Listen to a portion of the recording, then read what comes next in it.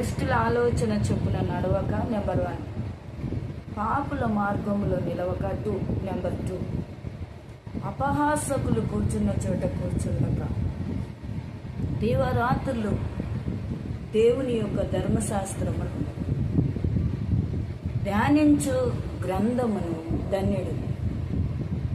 అతడు నీటి కాలువల యొద్ద ఏర నాటబడిన వాడై తన కాలమందు ఫలమిచ్చు చెట్టు వలె ఉండును.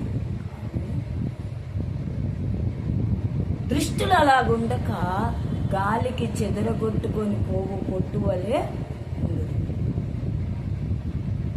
దృష్టిలో మార్గము నాశనానికి నడుపును. పరిశుద్ధ గ్రంథము మార్గము పరలోకముకు, అంటే జీవ మార్గం. జీవ మార్గం అంటే ఆ జీవ మార్గంలో మరణమే ఉండదు, అంతా జీవమే ఉంటుంది. ఏ దేవుడు ఎక్కడున్నావయ్యా? కనపడని దేవుడు, ఏడమ్మని దేవుడు. నా సతీష్కి నీ శ్రమలు వస్తున్నాయి, ఒక ప్రశ్న నువ్వు అడగొచ్చు, తప్పులేదు. కానీ అయ్యా నాకు కూడా తెలియదు, నా కుమారుడా, కనపడని దేవుడు ఎక్కడున్నాడో తెలియదు, పరిశుద్ధ గ్రంథం నా చేతికి ఇచ్చి వెళ్ళాడు. కనపడని నీవే దేవుడు అని 2 కాళ్ళు పట్టుకున్నాడు.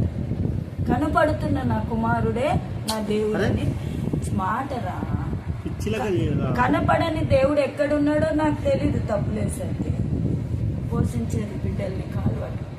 కనపడుతున్న నా కుమారుడే దేవుడు అని ఇప్పుడు అనుకుంటున్నాను అయ్యా. ఆ దేవుడు, కనపడని దేవుడు నా కుమారుని నన్ను బతికిస్తాడని ఒక దృఢ విశ్వాసంతో నేను బ్రతుకుతున్నానని ఒక ఆమె చెప్పిందండి. ఆమె హృదయంలో దేవుడి మీద ఎంత విశ్వాసం ఉందో, ఆమెలో ఎంత దేవునికి త్యాగం చేసిన అనుభవం ఉంది, ప్రజల కొరకు ఎంతగా ఆలోచించిన తన మైండ్ సెట్లో ఎన్ని అవగాహనలు ఉన్నాయో. పేద బిడ్డలకు సహాయపడుతూ రావాలి, తద్వారా తన కుటుంబం కట్టుకోవాలి. చెదిరిపోయిన గొర్రెల మంద ఆ యొక్క నిరీక్షణ కలిగి అందరినీ మేము దగ్గరికి తీసుకోవాలి. కుటుంబం ఆలోచన, ఆ తల్లి ప్రణాళిక, ఆ తల్లి మైండ్ సెట్లో వచ్చినప్పుడు ప్రజలు ఏం చేస్తున్నారు?